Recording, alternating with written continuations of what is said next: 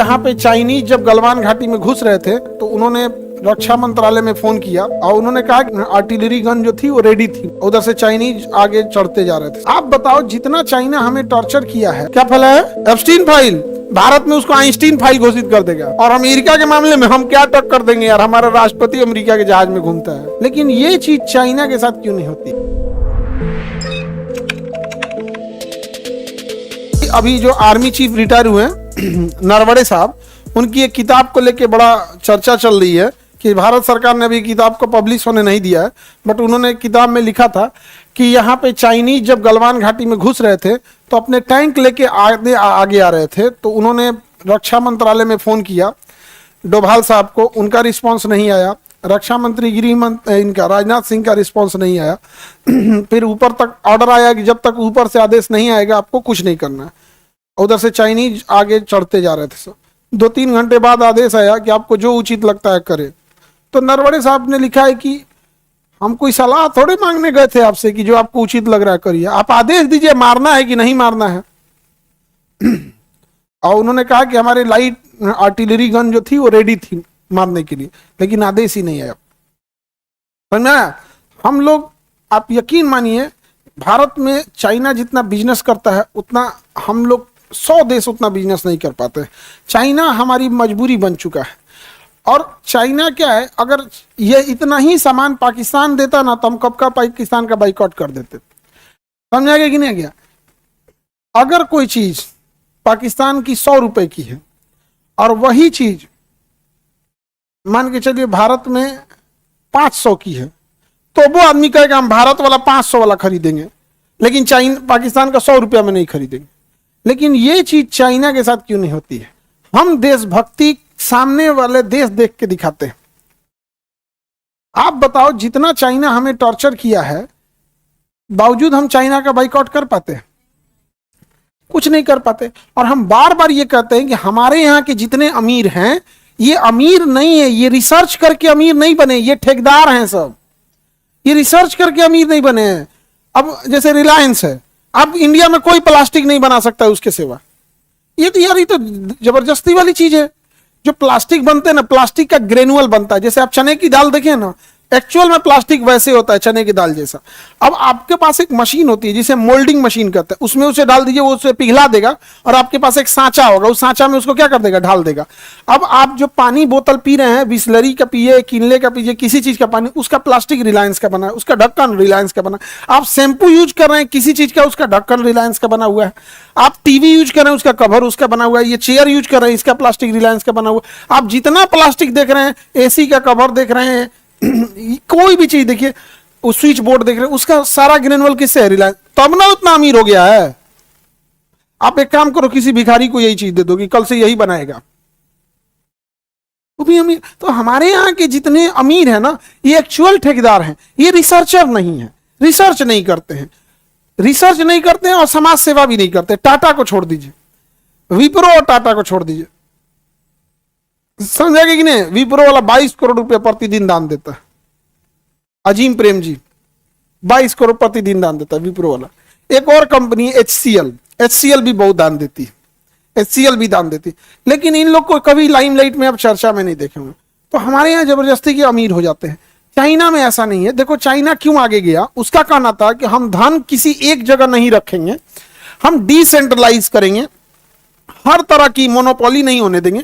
इसलिए चाइना में देखना, कोई ऐसी कंपनी जो बाल्टी बनाने में एक्सपर्ट है, कोई मेमोरी कार्ड बनाने में एक्सपर्ट है, कोई खिलौने बनाने में, कोई मेडिकल का सामान बनाने में, कोई सिरिंज बनाने में, कोई ग्लव्स बनाने में, ये जो सर्जिकल ग्लव्स होता है यहाँ पे, अलग अलग बनाने में एक्सपर्ट है। हमारे यहाँ ठीक इसका उल्टा है।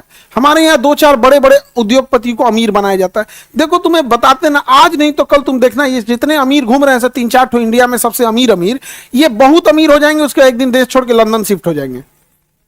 बात किसी के अमीर होने, डिसेंट्रलाइज करना है। 140 करोड़ लोग हैं, हमें सबकी सिक्योरिटी का ध्यान रखना है। इसलिए हर चीज सबके पास होनी चाहिए। मेडिकल इनके पास, इंफ्रा इनके पास, बिजली इनके पास, तो रेलवे इनके पास, एयरपोर्ट, ऐसे एक ही के पास सब होगा और देश छोड़ के भाग जाएगा। अब आप बताओ, कल को अगर देश छोड़ के शिफ्ट हो जाए, हम लोग क्या कर रहे हैं? नीरव मोदी का क्या कर लिए हम लोग, विजय माल्या का क्या कर लिए हम लोग, मेहुल चोकसी का क्या कर दिया? 14,000 करोड़ लेके गया PNB घोटाला।